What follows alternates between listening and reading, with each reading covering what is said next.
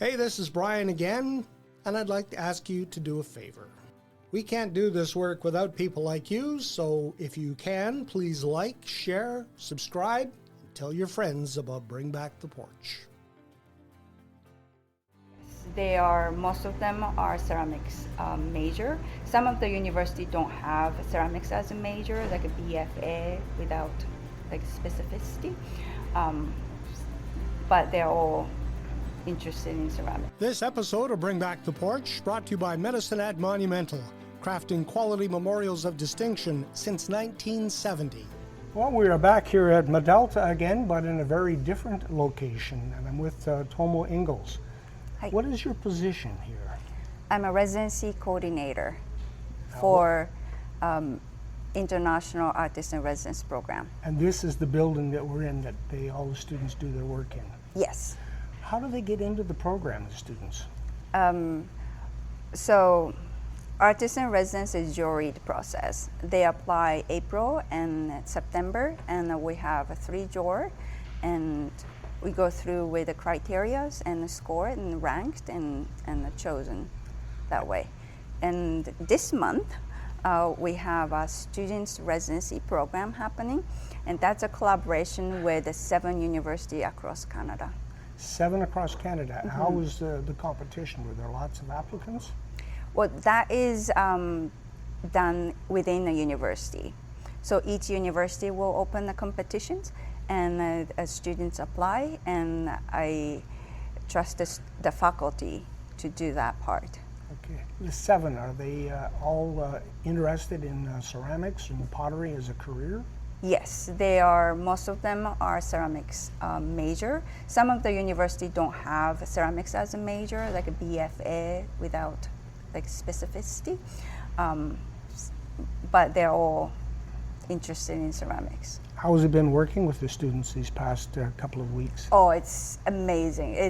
They're just a ball of energy and drive. They're go. They come in the morning and they stay till really late at night, and they have learned many different firing methods. It's been great. I saw your face light up when I asked you about the last couple of weeks. You must have enjoyed it. Yes, I love their energy, yes. And what do you do with the students? I don't do very much. I just organize like until they get here. The technician would lead them to do soda firing. That's something we have specialized equipment. Raku firing, pit firing, blow is another gas kiln that we specially have, and she organizes them, and then they work together. Is this a unique program in Canada, or are there others like it? This is a very unique program, yes. Like we are the only one. So it's quite an honor, I guess, to be selected to come here. Yes, and a lot of the students, past students, will come back here as an artist in residence on the other side. Okay, explain that program then. That side is a 1 month to 11-month program. You can choose when they would like to come, and then we go through a jury process. Okay, now in residence, that seems to imply that they live here. Yes, we have BMO Artist Lodge. It's across from the old IXL factory. We have 13 rooms to accommodate them. So I imagine there was a lot of collaboration between the students while they're here. Yes, yeah. They would fire together. We have artist talk that we did 3 times this month. Everyone here will have to give artist talk. Okay. Are they allowed to experiment? Definitely. That is most important things. It's in our mandate. So then they discover things about themselves and about, I guess, ceramics and pottery. Mm-hmm, mm-hmm. Yeah. Like every firing methods brings out different outcome, and the different methods, like how you approach ceramics will change. So definitely that's what we want to provide. And when the students leave here, where do they go? Back to their universities, and do they try to find employment, or are they still in their programs? They're still in the program. That's what we look for, so that they can talk about their experience amongst themselves back in the university. That's one of their responsibility, that they give artist talk back in the university too. Okay. Now, what happens to the work they've done here, the physical objects? Well, they bring them home. They take them with them? Yes. Okay. Anything else you wanted to add about your experience so far with these students? Well, it's an honor to be here. It's a dream job for me. I just sit here and organize in front of the computer, and then the people come, from all over the Canada and outside. It's an amazing place. Well, and thank you for spending some time with us. Thank you.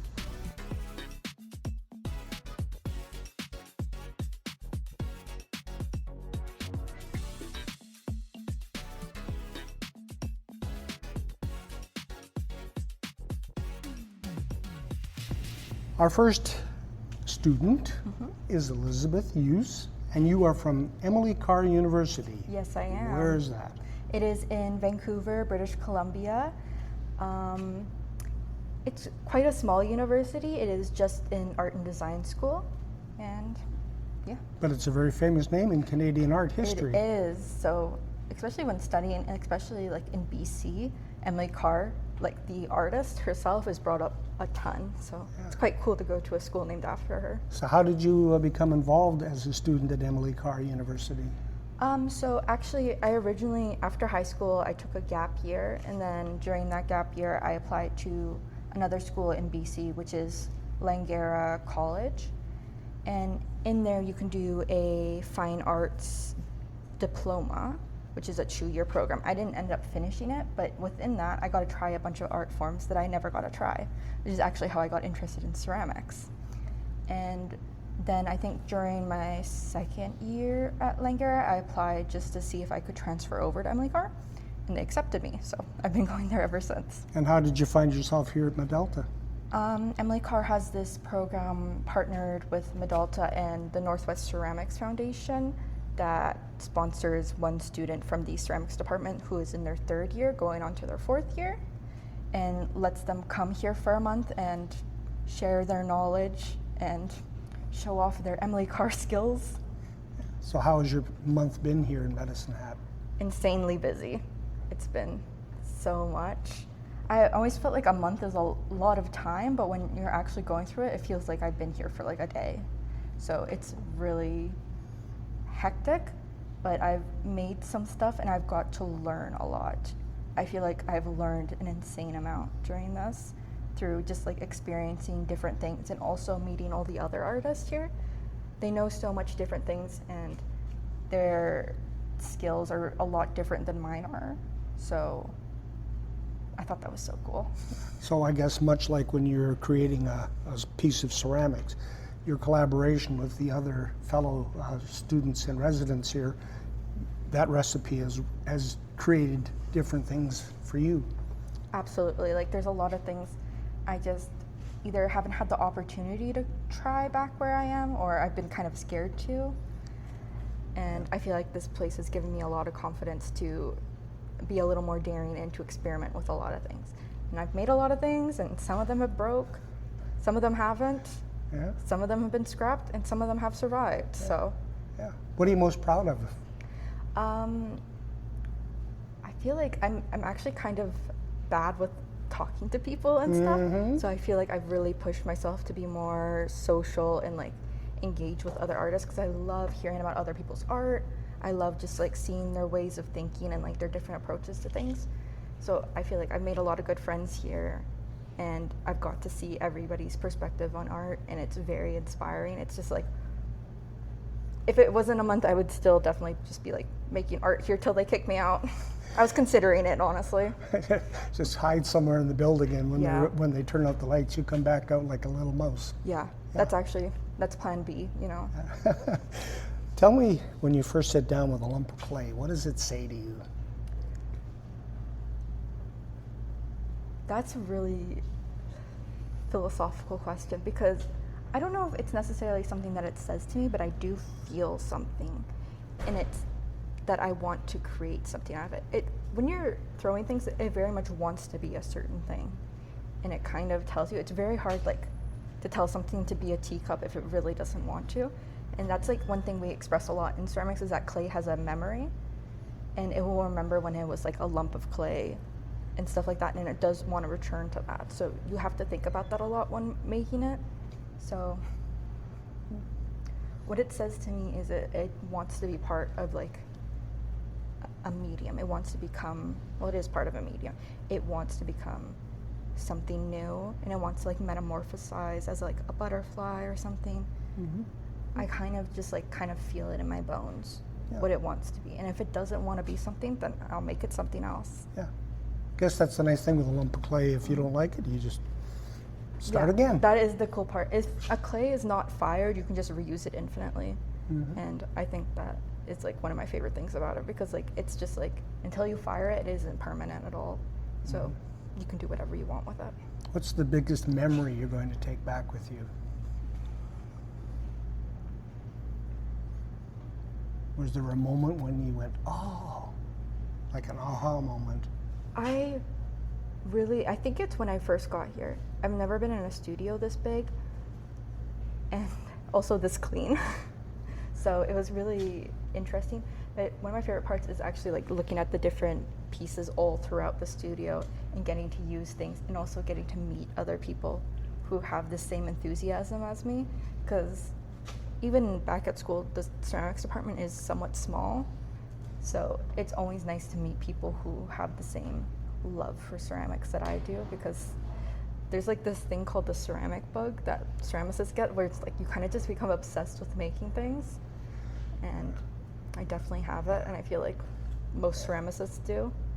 But I really just enjoy doing everything. I don't know if there's necessarily an aha moment, but it was just like joy.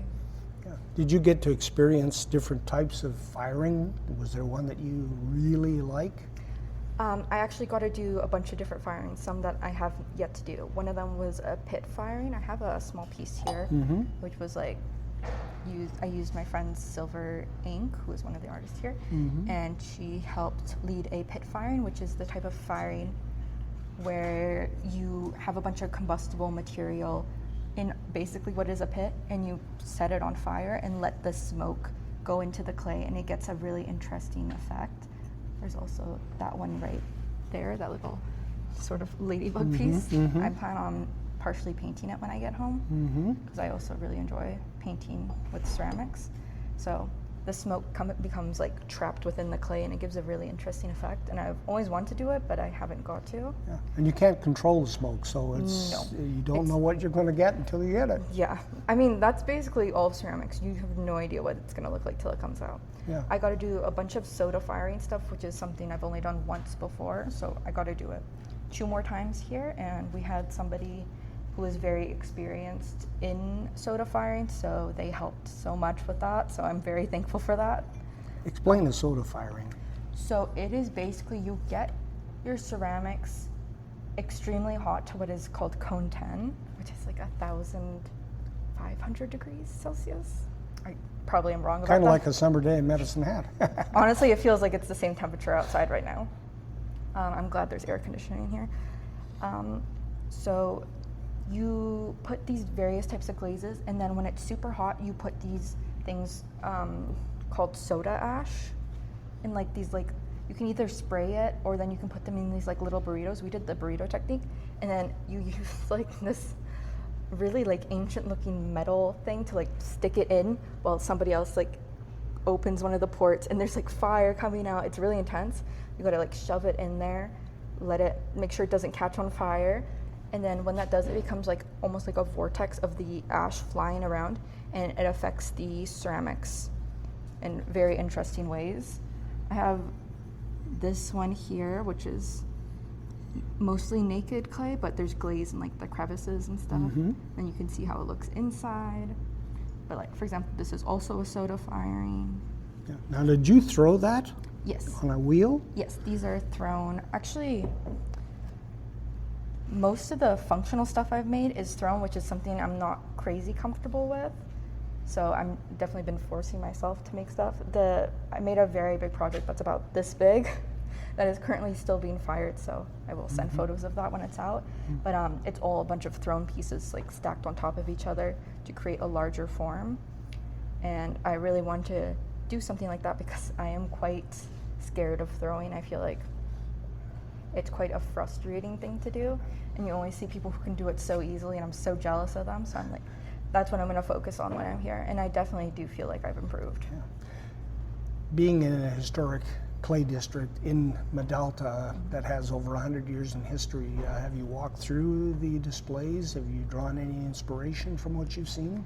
I really am inspired by like historical items, and like I just love like vintage things. I plan on going antiquing on my way home because I'm driving.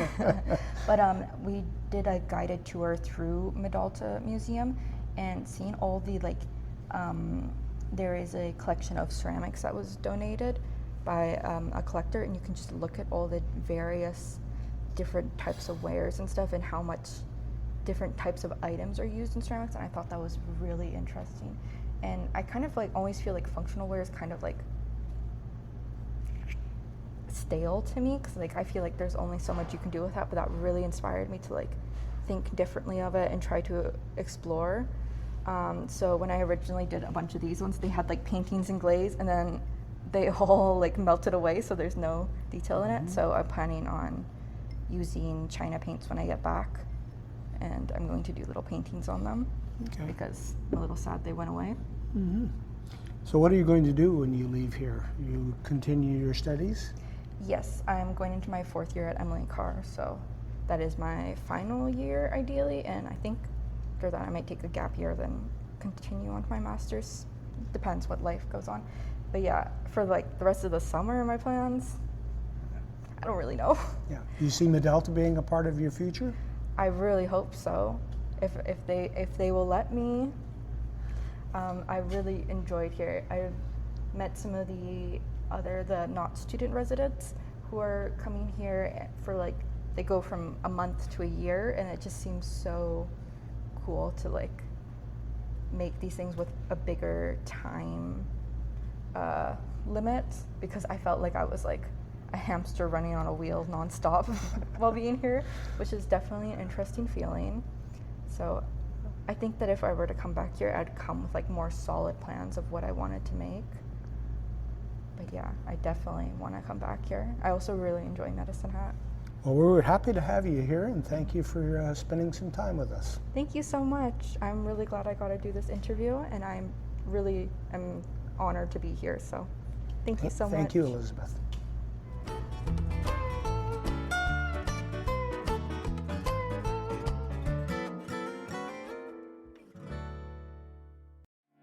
Hey, this is Brian again, and I'd like to ask you to do a favor.